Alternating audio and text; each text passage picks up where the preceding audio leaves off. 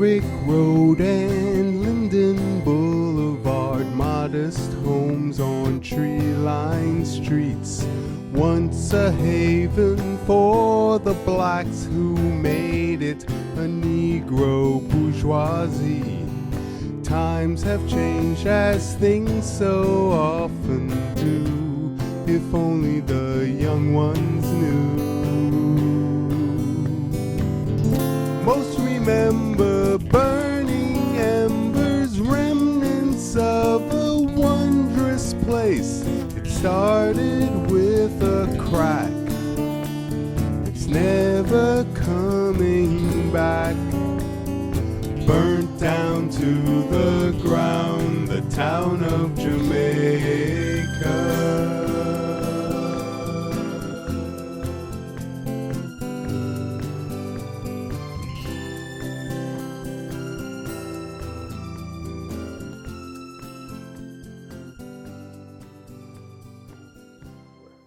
Now, the first song, Linden Boulevard and Merrick. Jamaica, yeah, the song's called Jamaica.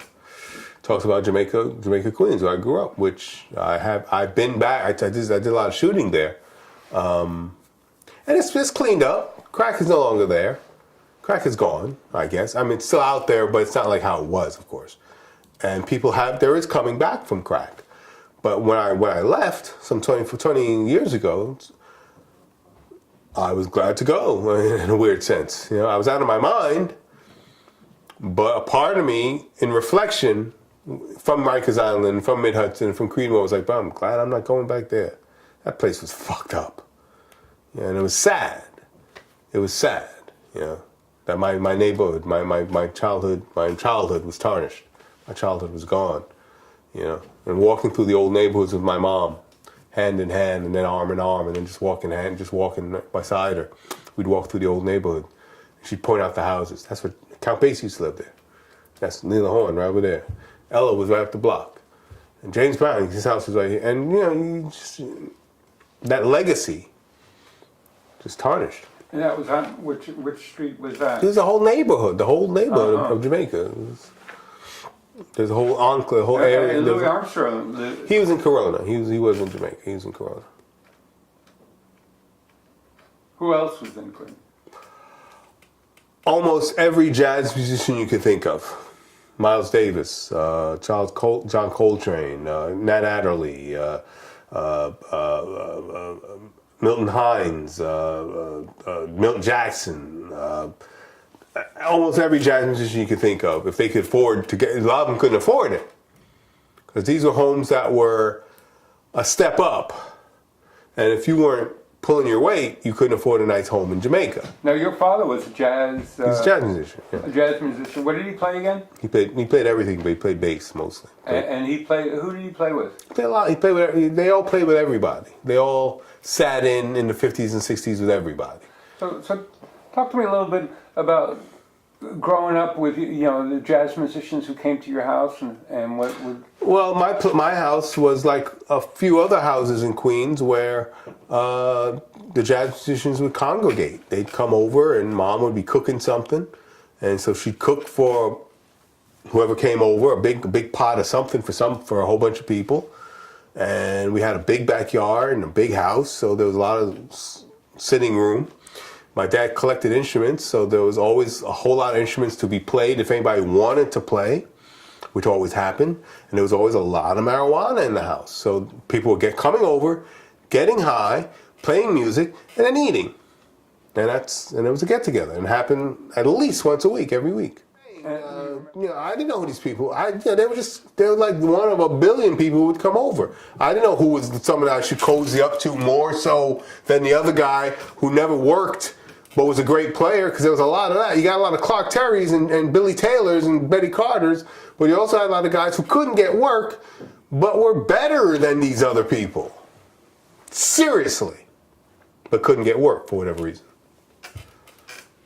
But your father could. Oh, he could, of course, yeah. He'd always told me about that. He'd always say, yes, you know, I know you worship them Beatles, but that's all a marketing game right there. That's all marketing and white marketing. But there are guys out there, 4 guys out there, who ain't white, who don't have mop haircuts, ain't got no teeth in their mouth, and as black as sin, who can play the Beatles, play circles around those guys, write circles around those guys, but can't get arrested. And he'd bring these people over to the house, or take me to their houses, or take me to where they're playing, and it blew my mind. I still listen to the Beatles, but I'm just saying, he was right.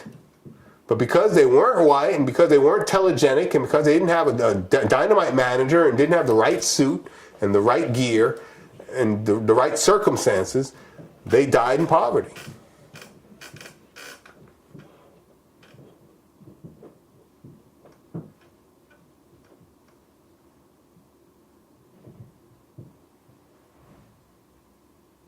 That's not to take anything away from the Beatles, though. They were great, and they are great. It's not taking anything away from them, but they had a hell of a manager and a good marketing ploy, and it was a set of circumstances. And they were dynamite. They were amazing. And they were ahead of their time. But they were also, I met them, four or five guys who were trying to get a band together, who were playing in bands, different bands, who some had missing teeth. Some just ugly black guys, who could play like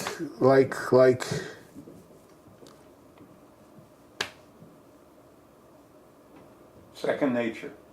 Like breathing. Yeah, that's what I mean. Who could play like breathing. And anything, in any style, in any form, and not just copying, but they come up with their own stuff, which is miles away from anything that was happening. But nobody was ready to hear it. And when they didn't want to hear it and saw a picture of the band, it's like, ooh, boy, could you get rid of that guy and change that guy and then that guy and before you know it, you got a whole different band and you've got something else.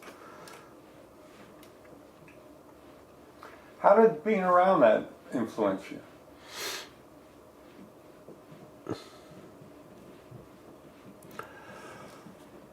I just breathed in a lot of music. It helped in that. It's an interesting story. When I was 15, John Lennon was shot. I was a huge Beatle fan. And I bought into the whole yeah, and I still buy into it because it is beautiful in its own way. But when John Lennon was shot, it just broke my heart. It was like a part of me was ripped out of me. It was like a brother was shot, And so I was playing guitar for a couple of years before then. I was always playing something around the house. There's always instruments around the house. But I started to really try around that time, like junior high school, early high school. And then my first year of high school, he was shot and killed, and I just stopped playing guitar. The Beatle dream was over. And I was like, wow, why even bother? And I didn't pick it up for another 15 years.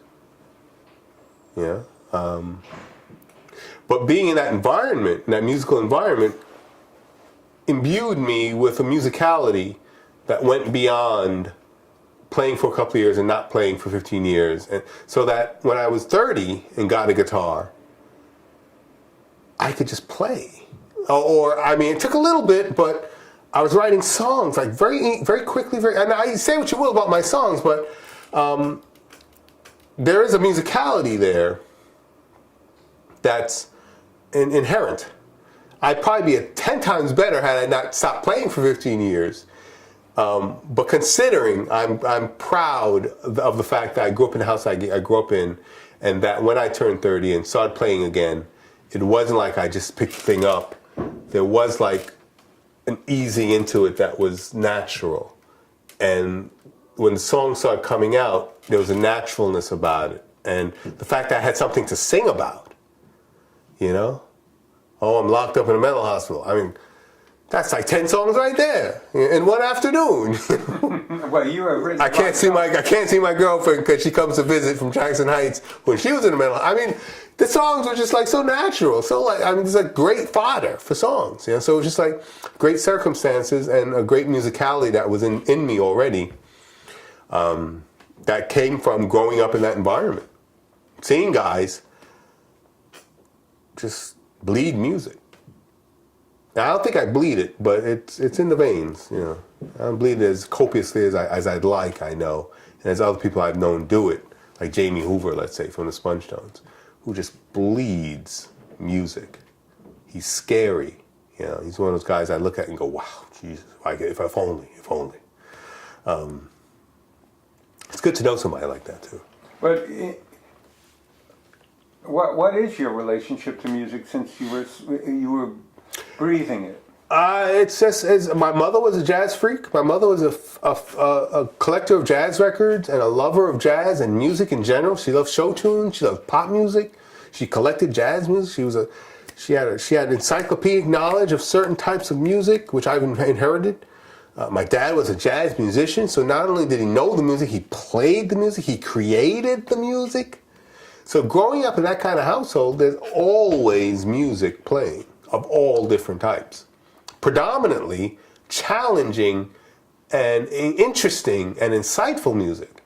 Challenging jazz. At 3 years old, listening to this discordant kind of, but not seemingly discordant, but actually very complex and intricate little, you know, and not just trying to figure it out, but getting it at 3 years old. You know, that's my relationship to it. It's just it was an education. It was an education, being in that house and listening to stuff and.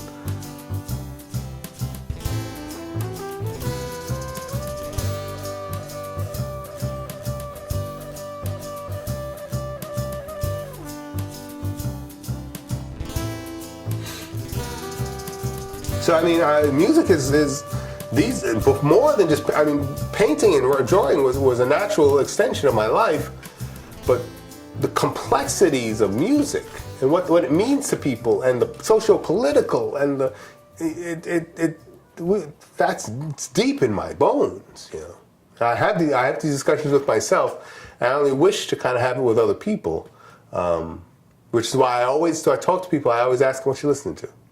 What you listening to see what they're into, and to then kind of talk music." I used to love, one of the greatest things I loved about working in the record store was talking music. And not so much with my peers at the store, but with the customers. You know, and beyond them coming in and humming a fractured lyric and me guessing it and getting them the record, but then talking other elements while you're ringing them up. Just that whole engagement as a record store employee I loved. And then, after my shift was up and my day was over, I'd go to the downtown record stores and talk music with the downtown guys. Because I was working in a staid, white bread, fucked up, you know. We worked at Sam Goody's, but it was. You managed Sam Goody's. It was not Sounds. I don't know if you know about Sounds. Yeah. But it wasn't Sounds. You know what I'm saying? So I'd always, when I was finishing, and I'd lock up the door and lock the door, I'd go in the subway and go to Sounds, and I'd go to some of the smallest places downtown and talk with those guys about the real music, you know? Now, I didn't talk about Sade and whatever the fuck I was selling up in Sam Good. They'd even joke about, so how's Sade selling? Or how's Rick Astley? Or how, you know, some pop star how's Michael Jackson doing today?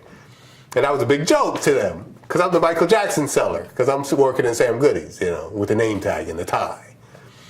You know, but then when I go downtown, I put the bootlace tie on, I put my collar up, and I try to be cool with the real cool guys, you know. And that was just a joy. That was just a joy for me, you know. Just kind of like there was a period when that's all I did was talk music. And then I realized in the '80s that music just started to suck and hasn't recovered. Although there are people who could argue that and say that it's had renaissances over the years and that maybe we're going through a renaissance now. But, I don't know. What kind of music do you gravitate to? Rock and roll. I love rock and roll. It's so simple, and yet there are elements of it or pockets of it or genres within rock and roll that are challenging and beautiful and wistful and winsome and hopeful and dark. There's so many different genres within that one genre. It's like going to a shoe store. It's like all sorts of different shoes, and they're all shoes, but they're like a zillion different shoes.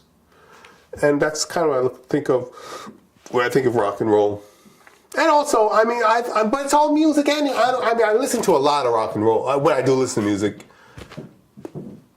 pops. I don't mean pop like current pop, like what people consider pop nowadays. I think pop like what the Beatles created, Beach Boys, '60s pop.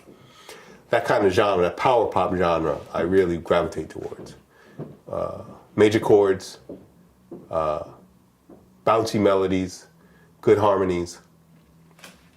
And that's by and large what I create, or try to create, or try to approximate. But my lyrical content tends to be a little dark or challenging or coming from a mental health perspective, which I think is what makes it somewhat interesting. I could be wrong. But so that's kind of what I do. I do power pop about mental illness, which is crazy. Which is crazy. It's crazy. You do crazy music. I make crazy music, yeah. Now, interesting.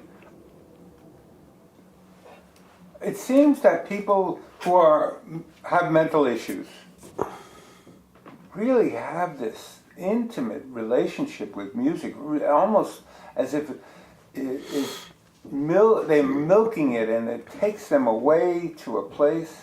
Maybe because it's a safe haven, perhaps. I don't know if that could be your observation based on people you've talked to who have mental illness, who have talked about music. But I think music touches everybody that way. I think it's not just a mentally ill thing. Music touches everybody that way, and it just takes you away. It's a safe haven. It's a refuge. It's something that doesn't hurt you. It's something that you can absorb as your own. The lyrics of somebody else who you've never met and probably never will meet can somehow speak for you at any number of times in your life. As a teenager, and then again as an adult, then again as an elder person. It transverses generations, and that's just the lyrics. And then the music also moves you in a way that somehow people have and people could explain it or rationalize it or intellectualize it, but it's an unspoken language. It's the universal language. It's the beat of our heart. It's the blood in our veins. You know, it's the movement of our arms, the melodies. You know, it's who we are. It's a audible manifestation of life. And sometimes it's so beautiful, it's heartbreaking. It'll make you cry. Sometimes it'll make you laugh, or not laugh, just smile. Just have an internal smile where you'll listen to it and you won't necessarily smile, but inside you are grinning like an idiot because it just makes you feel so good. You know, and it's a beautiful thing. And God bless the muses, and thank you God for giving it to us. So wherever it came from, you know, it's a beautiful thing. And I just feel so fortunate that I can appreciate it as much as I do, because I really do. That I feel blessed that I can make it, and have made it. I don't know if I'll even make any more of it. I've written like over 500 songs. I've got like a zillion albums out that no one's buying.